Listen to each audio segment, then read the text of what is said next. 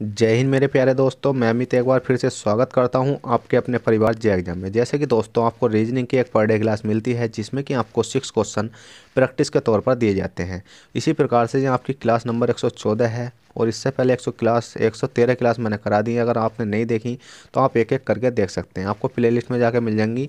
जो मेरी सारी क्लासें होंगी प्ले लिस्ट में, जिस भी प्ले लिस्ट में एक ज़्यादा क्लास होंगी उसमें आपको मिल जाएगी, या प्ले लिस्ट सर्च कर सकते हो आप basic concept reasoning practice set के नाम से। ठीक है, तो इसी प्रकार से आपकी क्लास नंबर 114 है। क्लास नंबर 114 का क्वेश्चन नंबर 1 है। ये क्वेश्चन बहुत ही मोस्ट इंपॉर्टेंट क्वेश्चन है क्योंकि हर एग्जाम में आए हुए क्वेश्चन है, जो भी एग्जाम में आते हैं वही क्वेश्चन हम यहाँ कराने की कोशिश करते हैं। तो चलिएगा, क्वेश्चन नंबर 1 है। दिए गए प्रश्न में प्रश्नवाचक चिन्ह के स्थान पर क्या संख्या होगी। प्रश्नवाचक चिन्ह आपको दिखाई दे रहा होगा, ये एरिया। इसके स्थान पर संख्या लाने के लिए हमें सबसे पहले करना क्या होगा। इसके स्थान पर संख्या लाने के लिए हमें कुछ नहीं करना ज़्यादा, बस एक चीज़ देखनी है। क्या देखनी है? हमने देखा कितना देखा कि 10 7 5 से 65 बन रहा है, 4 8 2 से कितना बन रहा है, 30 बन रहा है। ठीक है, तो कैसे कैसे बना देख लेते हैं। हमने देखा 8 है, 8 मल्टीप्लाई कितनी करी हमने, 8 मल्टीप्लाई 4 की करके देखी, 8 गुणा 4। 8 चौक कितने होते हैं आपके, बताइए जल्दी से। 8 चौक होते हैं आपके 32, 32 माइनस के 2 करेंगे तो आपका कितना आएगा, 30 आएगा। 8 चौक 32, 32 माइनस के 2 कितना आएगा, 30 आएगा। इसी प्रकार से हमने देखा 7 है, 7 मल्टीप्लाई कितनी करी, 10 करी, 7 वो 10, 7 के कितने होते हैं आपके, 70 होते हैं। और 70 में जो ऊपर का माइनस का 5 है उसको माइनस करा, हमारा कितना बचा, 65 बचा। इसी प्रकार से हमने देखा कितना है, 9 है। 9 मल्टीप्लाई 6 करी, 9 छंग कितने होते हैं आपके, 54 होते हैं। 54 में माइनस के 3 करेंगे तो कितना बचेगा, 51 बचेगा। क्या 51 किसी ऑप्शन में है? जी बिल्कुल है, क्योंकि क्वेश्चन मार्क की जगह तो आपका 51 आने वाला है, जो कि आपका राइट आंसर है। पर हमें ऑप्शन में भी देखने को मिल गया, ऑप्शन नंबर बी में। ठीक है, तो चलिएगा, क्वेश्चन नंबर 1 आपका हो चुका है। क्वेश्चन नंबर 2 देखते हैं। क्वेश्चन नंबर 2 क्या कहता है और हमें किस प्रकार से सोल्व करना है। चलिएगा, क्वेश्चन नंबर 2 देख लेते हैं। तो देखिएगा, क्वेश्चन नंबर 2 है। दिए गए प्रश्न में प्रश्नवाचक चिन्ह के स्थान पर क्या संख्या होगी। प्रश्नवाचक चिन्ह आपको दिखाई दे रहा है, इसके स्थान पर संख्या लाने के लिए हमें कुछ नहीं करना। और ये क्वेश्चन बहुत ही इजी है। इजी कैसा, अगर आपके समझ में आ चुका है तो इजी है, नहीं आया तो क्या लगता है, ये आपको थोड़ा सा हार्ड लेवल का लगता है। देखिएगा हाथ कितने काले लग रहे हैं, क्योंकि ऊपर की लाइट से नीचे को अगर ऐसे जाओगे तो सफ़ा है, नीचे को कितने काले लग रहे हैं भाई। कोई दिक्कत नहीं है, हाथ तो हाथ ही है। ठीक है, ये चोट लगी हुई है, इसको मत देखना ज़्यादा। ठीक है, तो चलेगा। दिए गए प्रश्न में प्रश्नवाचक चिन्ह के स्थान पर क्या संख्या होगी। प्रश्नवाचक चिन्ह आपका ये वाला है। इसके स्थान पर संख्या लाने के लिए हमने देखा कि 1 2 3 हो रही है, फिर 1 2 3 4 हो रही है, फिर 1 2 3 4 5 हो रही है। तो इसका मतलब अगली संख्या तो आगे 6 की आएगी। पर वो किस प्रकार से, हमने देखा L M N, L M N. तो ये वाली संख्या शुरू तो हुई है इसकी, इस वाली संख्या से शुरू हुई है, इस वाली संख्या से हुई है, एम एन ओ पी। ठीक है, 4 लिए हैं। फिर कहाँ से शुरू हुई है, अगली वाली संख्या तो शुरू हुई है, इसके भी बीच वाले से आगे एक संख्या छोड़कर शुरू हुई है, एक संख्या शुरू छोड़कर तो हुई है। वो कितने हुई है, वो M N O P Q R से शुरू हुई है। तो इसका मतलब जो अगली संख्या शुरू होगी वो भी इससे ही शुरू होगी, ओ पी क्यू आर और एस टी। तो क्या शुरू हो जाएगी, ओ, मैं लिख देता हूँ, O P Q R S T. क्यों, क्यों मतलब एस टी आर के बाद एस टी क्यों आया, क्योंकि देखिए 1 2 3 थी, फिर 1 2 3 4 थी। इसमें कितनी संख्या, 1 हो गई। इसमें कितनी संख्या है, मतलब इसमें कितनी संख्या आपकी 3 हो गई। इसमें कितनी संख्या 4 हो गई। इसमें कितनी संख्या आपकी 5 हो गई। इसमें कितनी संख्या आपकी 6 हो गई। ठीक है, तो इस प्रकार से आपकी ये संख्या बन चुकी है। तो आपका राइट आंसर हो जाएगा ऑप्शन नंबर ए। तो चलिएगा, क्वेश्चन नंबर 2 कर लिया होगा। क्वेश्चन नंबर 3 देखते हैं। क्वेश्चन नंबर 3 क्या कहता है और हमें किस प्रकार से सोल्व करना है। देखिए, क्वेश्चन नंबर 3 कहता है दिए गए प्रश्न में विषम संख्या होगी। दिए गए प्रश्न में विषम संख्या होगी। अब विषम संख्या का मतलब है, मैंने आपको पहले ही बताया है कि इनमें से 3 संख्या एक सी होंगी और एक संख्या थोड़ी सी इनसे अलग होगी। वो कौन सी है? तो हमने देखा कि 9 और 26 है। ठीक है, 9 26 है। तो हमने क्या काम करा, 9 26 को हमने इनको जोड़ कर देखा, क्योंकि घटाने से तो ये हमारी होने वाली है नहीं। ठीक है, घटाने से तो हमारा आंसर आने वाला है नहीं, क्योंकि मैंने करके देख लिया। अगर मैं इनको करा के दिखाऊंगा तो आपका समय बहुत ख़राब हो जाएगा। तो हमने देखा 9 26 है, तो हमने इसको क्या काम करा, प्लस कर लिया। हमने करा 9 प्लस के 26 करा, तो हमारा 9 प्लस के 26 करने पर हमारा कितना आता है, 35 आता है। इसी प्रकार से हमने कितना करा, 11 प्लस के 36 करा, तो 11 प्लस के 36 करने पर कितना आता हमारा, 47 आता है। इसी प्रकार से हमारा 13 करा, 13 प्लस के 42 करा, कितना आता है 13 प्लस के 42 करने पर, 13 प्लस के 42 करने पर आपका आता 55। इसी प्रकार से हमने देखा 7 है, 7 प्लस के 18 करने पर, 7 प्लस के 18 करने पर आपका कितना आता है, 7 प्लस के 18 करने पर आता है आपका 25। ठीक है, अब बात कर लेते हैं कि ये आ तो गए 35 आ गया, 47 आ गया, 55 आ गया, 25 आ गया, पर इनमें से विषम संख्या कौन सी होगी? तो विषम संख्या आपकी होगी कौन सी? ऑप्शन नंबर बी, विषम संख्या होगी 47। क्यों होगी? क्योंकि क्योंकि ये संख्या विषम है, विषम है, या विषम बोल दो, या विषम बोल दो, या ये संख्या 5 से डिवाइड नहीं होनी, क्योंकि ये संख्या 5 से डिवाइड हो जाएगी, ये हो जाएगी, ये हो जाएगी, पर ये वाली संख्या 5 से डिवाइड नहीं होने की, क्योंकि ये तीनों 5 से डिवाइड हो रही हैं और 47 किसी से डिवाइड नहीं हो रही, और 47 एक विषम संख्या भी है, और ये क्या है? सम संख्या। सम का मतलब है कोई सी भी संख्या से कर सकते हैं, पर ये वाली किसी से नहीं कर सकती। ठीक है, तो इसलिए ये संख्या क्या है? विषम है।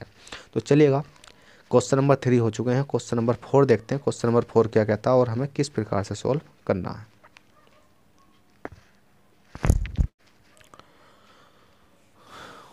तो देखिएगा, क्वेश्चन नंबर 4 है, राम की आयु श्याम की आयु से दुगनी है और सुरेश की आयु से आधी है, यदि उनकी आयु, मतलब राम की आयु श्याम की आयु से दुगनी है, ठीक है, दुगनी हो गई, और सुरेश की आयु से आधी है। तो सुरेश की आयु से आधी है, मतलब यह दुगनी है, तो सुरेश की आयु कितनी होगी? 4 गुनी हो जाएगी, तो 4 गुनी हो जाएगी। ठीक है भाई, तो हम शुरू से करते हैं। राम की आयु श्याम की आयु से दुगनी है, श्याम की आयु, तो श्याम की आयु से दुगनी, तो श्याम की आयु कितनी हो जाएगी? एक्स मान के करते हैं इस सवाल को, बहुत सिंपल है। श्याम की आयु, श्याम की आयु मान लेते हैं हम एक्स, क्योंकि श्याम की आयु से दुगनी है किसकी? राम की, तो राम की आयु। ठीक है, जो सवाल एक्स मान के करने वाला वो ना एक्स मान के आसानी से कर सकते हैं, क्योंकि अगर हम इसमें करके दिखाएंगे तो श्याम की लिखेंगे, फिर किसकी लिखेंगे? राम की लिखेंगे, श्याम की लिखेंगे, एक यहाँ एक लिखेंगे, यहाँ 2 लिखेंगे, सुरेश की आयु से आधी है तो सुरेश की आयु यहाँ लिखेंगे और राम की आयु लिखेंगे। उसके बाद हम आधी करेंगे, मतलब 1/2 करेंगे, फिर 1 इधर ले जाएंगे, 2 इधर ले जाएंगे, और कितना दे रखा? 70 दे रखा, कि कितना आ जाएगा? 2 आ जाएगा, 2 का योग कितना आएगा आपका? 70 आएगा, तो 35 आएगा। 35 के बाद इसको काट के देखेंगे, मतलब कितने से काटेंगे? 2 मतलब कितने से काटेंगे 35 को? जितनी भी संख्या से कटेगी। तो ऐसा नहीं करना, जो सवाल सिंपल है उसको तो सिंपल वे से करो, क्योंकि इसमें सीधा सीधा दे रखा राम की आयु श्याम की आयु से दुगनी है, तो श्याम की एक्स है तो राम की कितनी हो जाएगी? 2x हो जाएगी। और इसमें कहा गया कि दुगनी है और सुरेश की आयु से आधी है, तो सुरेश की आयु से मतलब इनकी 2x है तो आधी है ये, तो सुरेश की आयु कितनी हो जाएगी? 4x हो जाएगी। तो सुरेश बराबर कितना हो जाएगा? सुरेश की आयु, सुरेश की आयु कितनी हो जाएगी आपकी? 4x हो जाएगी। तो सुरेश की आयु से आधी है, तो सुरेश की आयु से आधी किसकी होगी? राम की आयु, तो सुरेश की आयु होगी 4x। यदि उनकी आयु का योग 70 है, अब इन तीनों की आयु का योग 70, तो इन तीनों को जोड़ लेते हैं हम, x प्लस के 2x प्लस के 4x बराबर 70, क्योंकि इन तीनों का योग कितना? 70 है। पर ये देख लेते हैं कितना बैठता है, 4 2 6 है, कितना हो गया? 7, 7x बराबर 70 हो गया, और x बराबर निकल कर आएगा आपका 10, x बराबर निकल कर आएगा 10, क्योंकि 7 ढाई 70। अब इसमें कहा गया तो राम की आयु कितनी है, तो राम की आयु, राम कितना है इसमें? 2x है, तो राम बराबर कितना है इसमें? 2x है, तो 2 का 2 लिख देंगे, x बराबर कितना लिख देंगे? यहाँ 10 लिख देंगे, तो 10 दूनी कितना हो जाएगा आपका? 20 हो जाएगा। तो राम की आयु कितनी निकल आएगी इसमें? राम की आयु कितनी है? तो राम की आयु इसमें 20 वर्ष, जो कि आपको ऑप्शन नंबर ए में देखने को मिल जाएगा। तो चलिएगा, क्वेश्चन नंबर बहुत सिंपल था 4। क्वेश्चन नंबर 5 देखते हैं, क्वेश्चन नंबर 5 क्या कहता है। तो देखिएगा, क्वेश्चन नंबर 5 है, क्वेश्चन नंबर 5 कहता है PRQSTX बराबर क्या दे रखा हमको? इनकी कोड दे रखे हैं। कोड का मतलब है कि हमें संख्या दे रखी है, कितनी दे रखी है? 1 3 2 4 5 9। इसी प्रकार से OTUWV बराबर कितना दे रखा हमें? हमें दे रखा 0 5 6 8 7। तो हमसे पूछा है TXOQP, तो TXOQP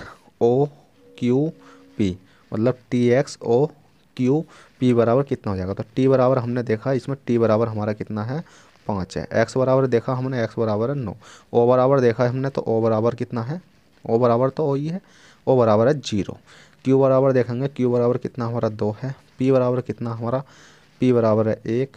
तो हमने देखा जो हमारा राइट आंसर आया 59021, 59021 ऑप्शन नंबर बी बिल्कुल करेक्ट है और यही आपका राइट आंसर है। तो देखिएगा क्वेश्चन नंबर आपका 5 बहुत सिंपल था जो कि हो चुका। क्वेश्चन नंबर 6 देख लेते हैं जो कि इस वीडियो का लास्ट क्वेश्चन होने वाला है। तो देखिएगा क्वेश्चन नंबर 6 है। क्वेश्चन नंबर 6 कहता है निम्नलिखित आकृतियों में अंकगणितीय समीकरणाएँ जोड़िए।